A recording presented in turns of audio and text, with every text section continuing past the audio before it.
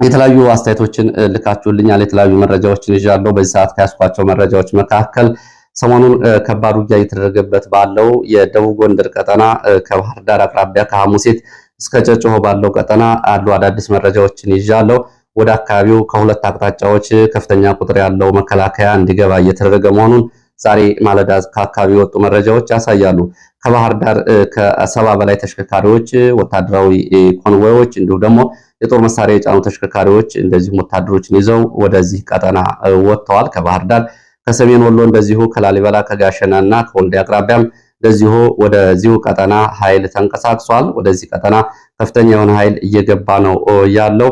ከዚህ ባሻገር የተለያዩ መረጃዎችን ይዣለው። ከያስኳቸው መረጃዎች መካከል እንግዲህ ይህንን የግንባር መረጃዎች ጨምሮ በወልዲያና በአካባቢ ያለውን ሁኔታ በተመለከተ በራያ ቆቦ የግንባር አካባቢዎች እንደዚሁ አዲስ ውጥረት መኖሩን የሚያሳዩ መረጃዎች አሉ። እንዲሁም ደግሞ ወደ ትግራይ የሚወስዱን መረጃዎች አሉ። የህወሓት ወታደራዊ አዛዦች አዳዲስ ውሳኔዎችን አስተላልፈዋል። ጀነራል ታደሰ ወረደም እንደዚሁ ዛሬ ከትግራይ ባሰማው ንግግር ወልቃይትና ጠለምት ካልተመለሰ ቀጣዩ ትውልድ ጦርነት ይወርሳል፣ ስለዚህ ይሄን ቢሆን ይሄ ትውልድ አይፈቅድም በሚል ይህንን ለማስመለስ ያለን ቁርጠኝነትና ዝግጁነት እንደዚሁ እናረጋግጣለን ብሏል። ያው እንግዲህ በግልጽ አቋማቸውን እየተናገሩ ለወረራ እየተዘጋጁ መሆናቸውን ነው የራሳቸው ንግግር የሚያሳየው። ከዚህ ጋር በተያያዘ በትግራይ ጀነራሎቹ ያሳለፏቸውን ውሳኔዎችና ተዛማጅ መረጃዎችን ከትግራይ አካባቢ እንዲሁም ደግሞ በሌሎች አካባቢ ያሉ ቀጠናዊ መረጃዎችን በቅደም ተከተል አሰናድቻለሁ። እየተከታተላችሁ አብራችሁ እንድትቆዩ ነው በአክብሮት የሚጋብዛችሁ። ከዚህ ባሻገር እንደዚሁ የተለያዩ መልእክቶችንም ልካችሁልኛል። ከላካችሁልኝ መልእክቶች መካከል አብዛኞቹ መልእክቶቻችሁ ሰሞኑን ባለው ሁኔታና በተለይ የሽመልስ አብዲሳ ሴራ ነው በሚል አሁን ያለው ውጊያ በቀጥታ በአማራ እርስ በርስ ሆኗል። ሚሊሻውም አማራ ነው፣ አድማ ብተናውም አማራ ነው፣ ፋኖም አማራ ነው፣ ፖሊሱም አማራ ነው።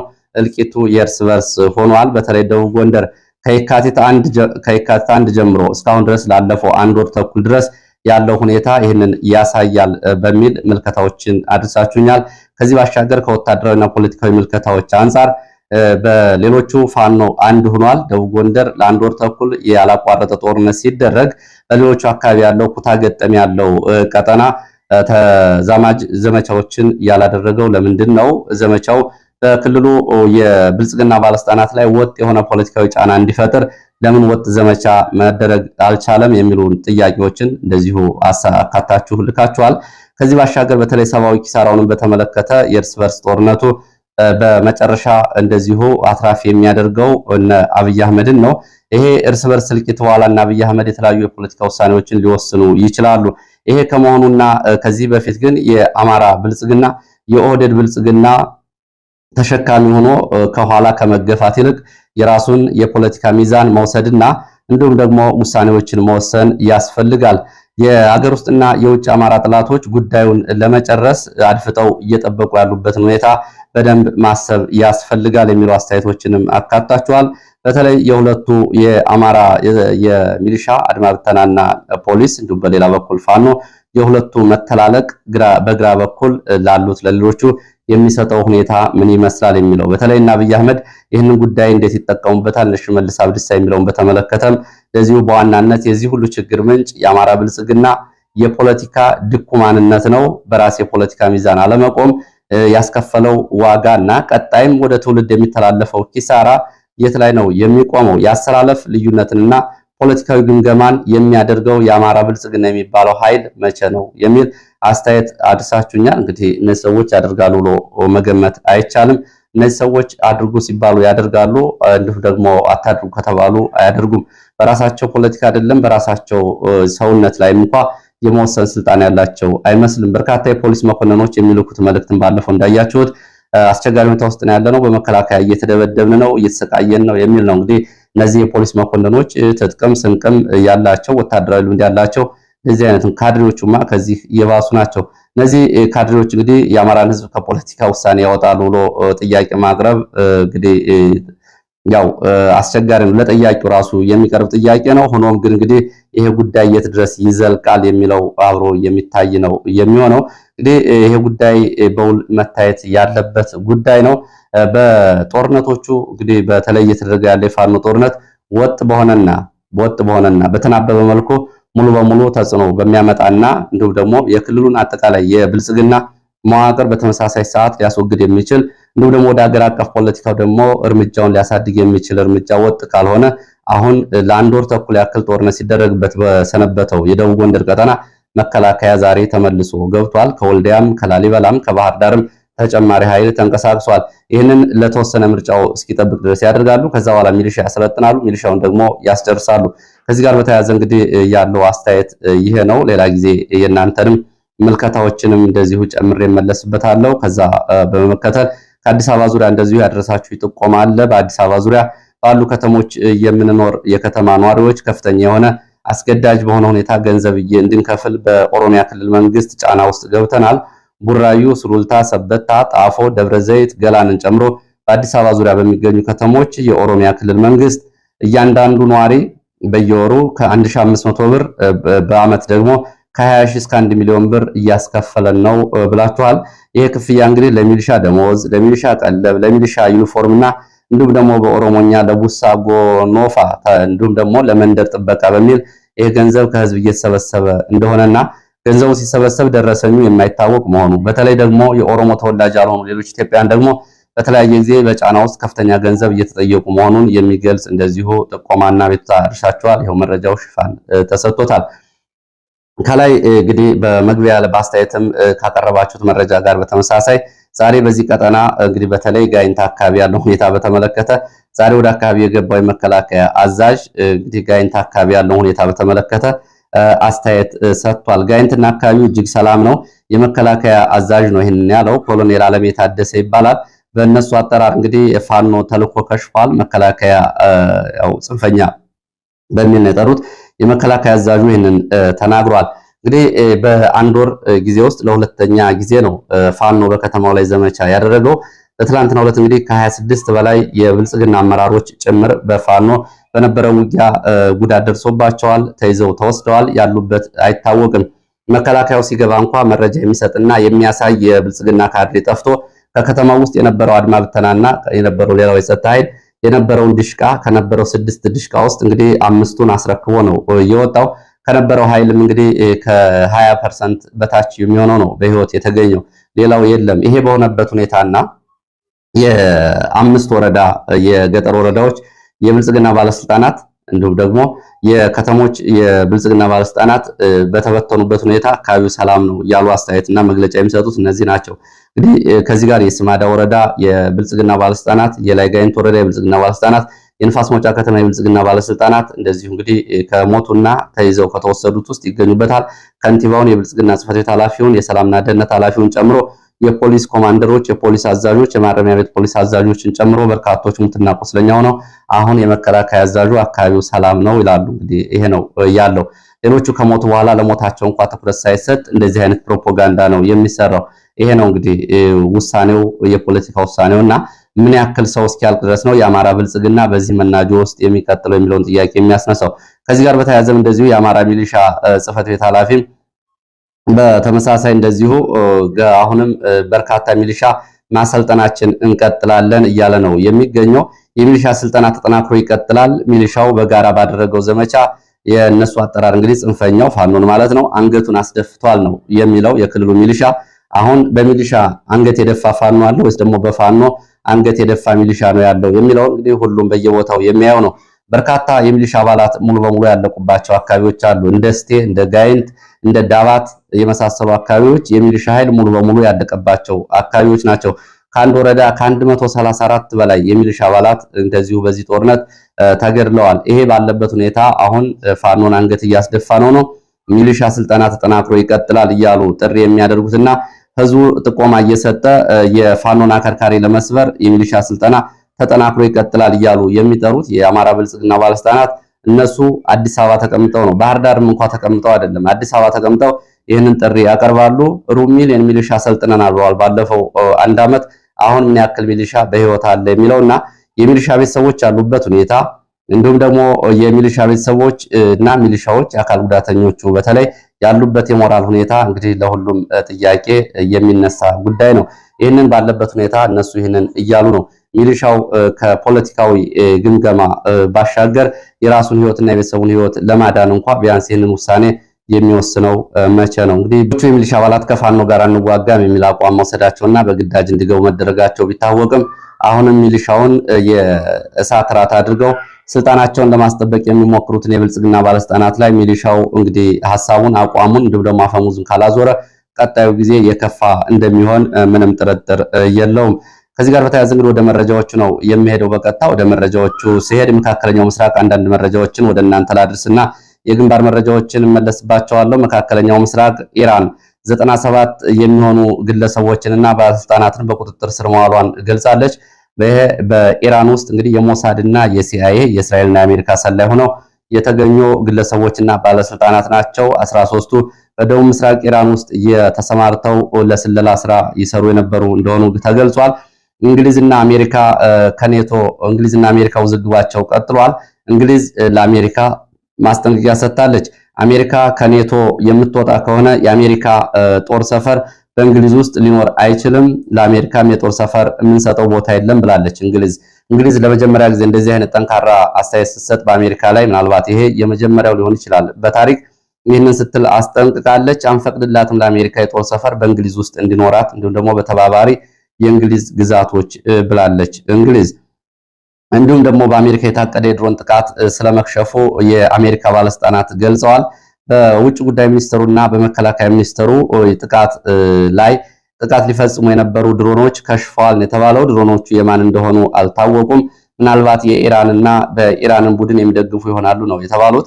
ይሄ የሆነው እንግዲህ አስደንጋጭ ነው። እነዚህ ድሮኖች ዋሽንግተን በሚገኘው ፎርት ለዝሊ ጂኤምሲ ኒየር ተብሎ በሚጠራው ወታደራዊ ሰፈር ነው እንግዲህ በሚኒስትሮቹና በባለስልጣናቶቹ መኖሪያ አካባቢ ድሮኖቹ እንዲከሽፉ የተደረገው። እነዚህ እንግዲህ የአሜሪካ ላይ ኢራን እጇን ማስረዘሟን የሚያሳዩ ጉዳዮች ናቸው። በዚህ ምክንያት አሜሪካ ግሎባል ሴኩሪቲ አለርት ወይም ደግሞ ዓለም አቀፍ የደህንነት ጥንቃቄ ለባለስልጣናቶቿ አስተላልፋለች። ዱባይ፣ ኳታር፣ ሳውዲ አረቢያ የተፈጥሮ ጋዝ ማዕከሎቻቸው የኢራንን ጨምሮ በተፈጸመባቸው ጥቃት የዓለም የተፈጥሮ ጋዝ ዋጋ ከፍተኛ ጭማሪ አሳይቷል። እስራኤል ኢራን ደግሞ የተጠቀሱትን የሳውዲ አረቢያን፣ የአረብ ኤሚሬትስ እና የኳታርን መምታቷን ተከትሎ የተፈጥሮ ጋዝ ዋጋ በከፍተኛ ሁኔታ ጨምሯል። ኢራን ዩናይትድ አረብ ኤሚሬትስ ካሳ ልትከፍለኝ ይገባል ብላለች። እንግዲህ ኢራን ናት ያለችው። ኢራን ለተባበሩት መንግስታት ድርጅት በጻፈችው ደብዳቤ ዩናይትድ አረብ ኤሚሬትስ ግዛቷን ለጥላት ለአሜሪካ የጦር ሰፈር በመፍቀድና በአሜሪካ በኢራን ላይ ለፈጸመችው ጥቃት ተባባሪ በመሆን ላደረሰችብኝ ውድመት ካሳ ትክፈለኝ ብላለች ኢራን።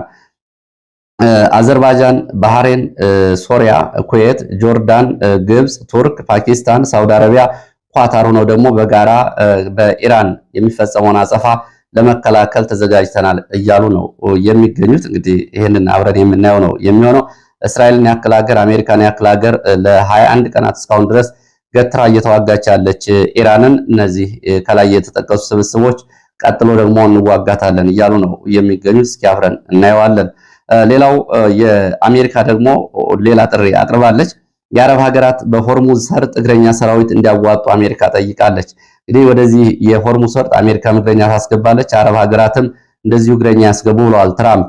ቀደም ብለው እንግዲህ ለሌሎች ሀገራት የባህር ኃይላቸውና የባህር መርከቦቻቸው እንዲልኩ ጥሪ ቢያቀርቡ ምላሽ በማጣታቸው አሁን ደግሞ የአረብ ሀገራት ወታደር ያዋጡ እያሉ ነው የሚገኙ ትራምፕ። ለዚህ ለሚሰማራው እግረኛ ሰራዊት ሞሳድ የስለላ ስራውን ይሰራል ወይም ደግሞ መረጃ ያቀርባል ብለዋል ዶናልድ ትራምፕ።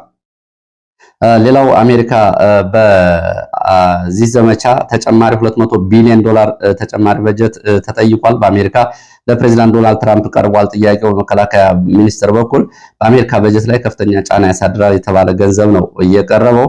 እንግዲህ እነዚህ ከመካከለኛው ምስራቅ መረጃዎች መካከል ይገኙበታል።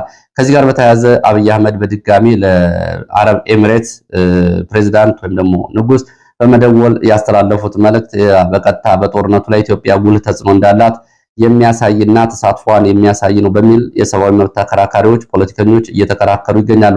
አብይ አህመድ ከአራት ቀናት በፊት በአካል በዚሁ በጦርነት ቀጠና በመሄድ ወደ አቡዳቢ ዩናይትድ አረብ ኤሚሬትስ በመሄድ ፕሬዝዳንቱን አይዟችሁ ብሎ ከተመለሰ በኋላ ዛሬ ደግሞ ደውሎ ይህንን ብሏል። አብይ አህመድ እንግዲህ ይህንን ማለቱ ሌላ የጦርነት ጋባዥና በተለይ በኢራን በኩል ያለውን ቁጣ የሚያሳድግና ኢትዮጵያ ጫና እያደረገች እንደሆነ ደግሞ በእነዚህ ሀገራት ላይ ማለት ነው የተባባሪነት ጫና እንዲሁም ደግሞ ከኢራን በተቃራኒ መሰለፏን በግልጽ የሚያሳይ ነው። ይህም እንግዲህ ለወደፊቱ የዲፕሎማሲ አደጋ ጣጣ ይዞ የሚመጣ ነው ብለዋል። አብይ አህመድ ዛሬ ኢድ አልፈጥርን አስመልክቶ እንኳን አደረሳችሁ መልእክት አስተላልፏል። በዚህ መልእክቱ ላይ ሁለት ፖለቲካዊ ጥሪዎችን አስተላልፏል። አንደኛው 2018 ላለው ምርጫ ጥሪ ሲያደርግ፣ ሁለተኛው ደግሞ የሰላም ጥሪ ነው። በውጭ ሀገር ያሉ ኢትዮጵያውያን ሀገር እንዲወድም የሚሰሩትን ያልሰለጠነ ስራ እንዲያቆሙ የሚል ነው። እንግዲህ ባልተለመደ ሁኔታ በበዓላት ጥሪ ላይ በእንኳን አደረሳችሁ መልእክት ላይ ይህንን የምርጫ ቅስቀሳና እንዲሁም ደግሞ ያለውን የሰላም ሁኔታ እንደዚህ አሳስቦኛል ሲል እንደዚሁ ገልጿል። እንግዲህ በትክክል አብይ አህመድ በተለይ ያለው የጦርነቱ ሁኔታ አሁን ወደ ማመን የሄደበት እስካሁን ድረስ ክላሽ የሚያወዛውዙ የትም አይደርሱም ከሚለው አቋሙ የተለወጠበትና ለዚህ ደግሞ እንግዲህ ተጠያቂ ያላቸውን አካላት በዚህ መግለጫ ላይ ማንሳቱን የሚያሳይ ነው። ወደ አብይ አህመድ እንግዲህ ለዩናይትድ አረብ ኤሚሬትስ ፕሬዚዳንት ስልክ ደውሎ በኢራን ሚሳኤል እና አረብ ኤሚሬትና ሌሎች ሀገራት የደረሰውን ጉዳት በተመለከተ ያደረሰው የጥቃት ሀዘን ለሌሎች ሀገራት ቁጣ ይፈጥራል እያሉ ነው የሚገኙት። የሰብአዊ መብት ተሟጋቾች መካከል ይህን ከተቹት ያሬድ ኃይለማርያም ይገኝበታል። ወደ መረጃዎቹ ሲሄድ ዛሬ በዚህ ቀጠና ካሉ መረጃዎች መካከል ወደ ትግራይ የሚወስደንን መረጃ አስከትላለሁ። መቀሌ ከጦርነት ዝግጅት ጋር በተያያዘ ሁለት ውሳኔዎች ተላልፈዋል። አንደኛው ከግዳጅ ቀጠና የሚጠፉ ታጣቂዎች ቤተሰቦቻቸው ላይ የሚወሰደውን እርምጃ በተመለከተ ነው።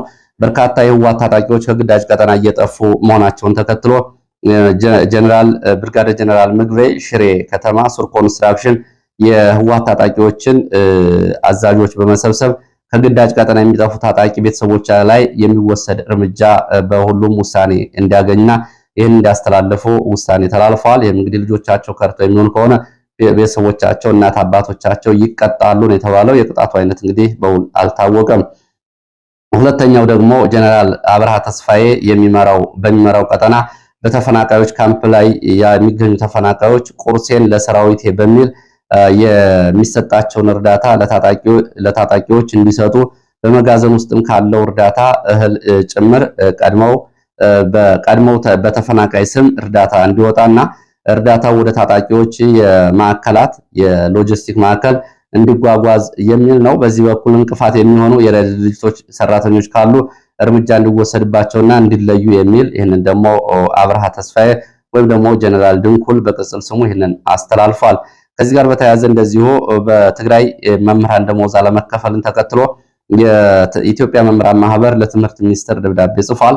በትግራይ የሚገኙ መምህራን ከጥር ጀምሮ ደሞዝ አልተከፈላቸውም። የካቲት አሁን መጋቢት ወደ አጋማሽ እየገባን ነው።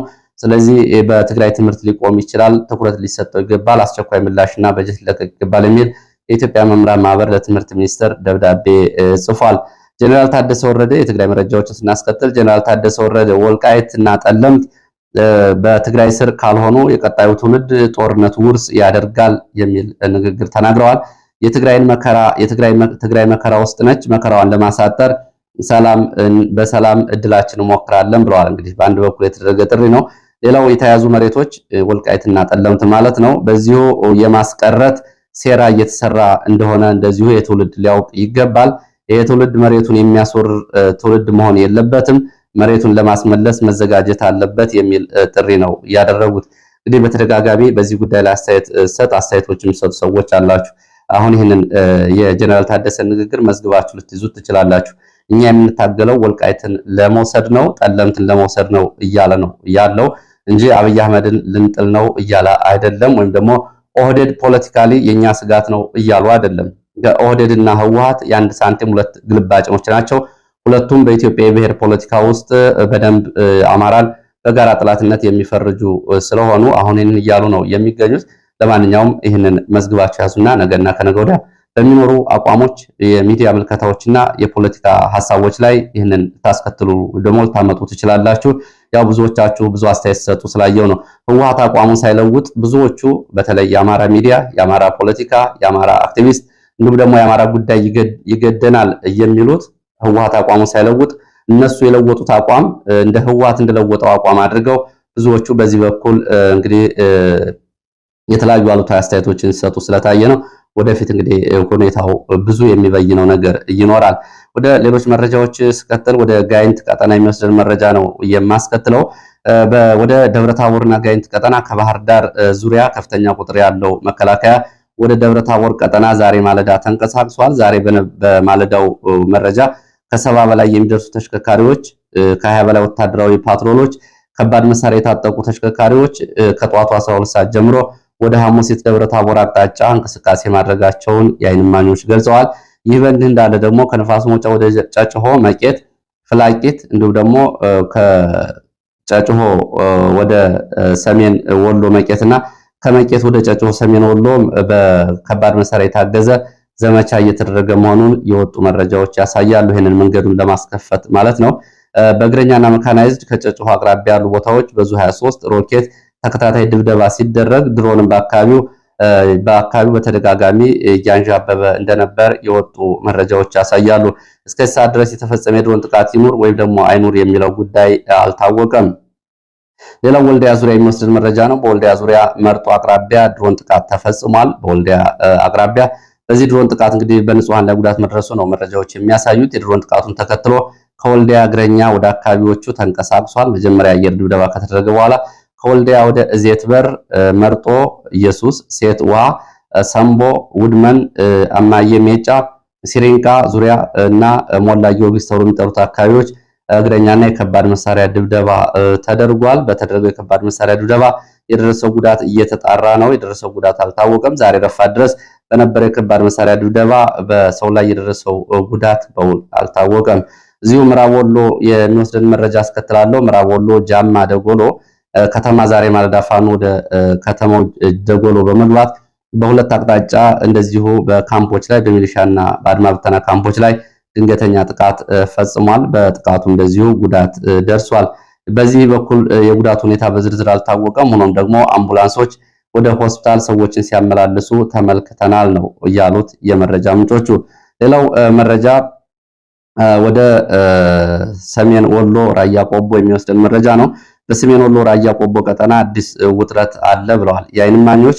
ይሄም ጮቢበር እና እንዲሁ ደግሞ ፎርማት ተብሎ የሚጠሩት አካባቢዎች አዳዲስ ምሽጎች እየተቆፈሩ ነው። አዳዲስ የጦር መሳሪያዎች እየተተከሉ ይገኛሉ ብለዋል።